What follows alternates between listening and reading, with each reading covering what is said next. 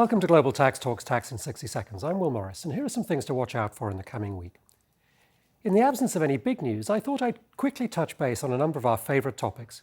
First, Pillar One. And no, you didn't miss it. The Multilateral Convention, or MLC, is still not out.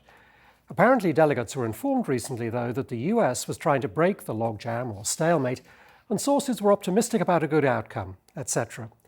A month from the US election, with the US Senate maths as impossible as ever, that feels a little like, as the old saying goes, whistling past a graveyard to keep your spirits up.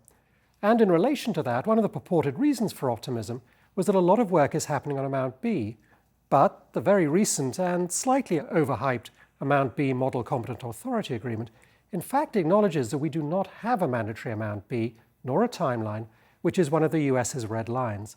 And so the waiting continues. Meanwhile, on Pillar 2, the action is elsewhere. Some countries continue to work on their P2 IIR and QDMTT legislation, but the absence of UTPR legislation is becoming quite noticeable.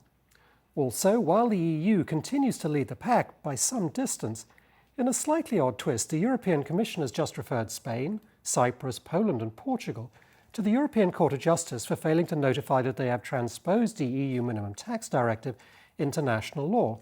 These countries are in fact enacting such P2 rules right now, so there's obviously some politics going on. But as I've observed before, going into 2025, the EU countries will begin to apply the UTPR, although with a one-year exception for certain parent company or UPE jurisdictions, and that's a big political problem that remains to be solved. Finally, on tax and EU competitiveness, reactions to the Draghi report within the EU continue to be slightly mixed. This relates both to the fiscal sustainabilities of his common debt plans, but also the use of tax incentives, and that, of course, links to the Apple decision, as the ramifications of that case continue to unfold.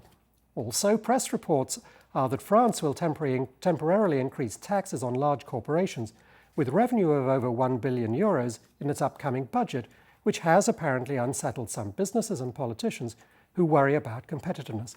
There is no doubt that post-pandemic budget deficits and spending needs are making life quite difficult for many countries, and reconciling an acknowledged need for competitiveness and growth with other competing claims will be difficult. Anyway, thanks for tuning in, and come back next week so that you stay global tax ready.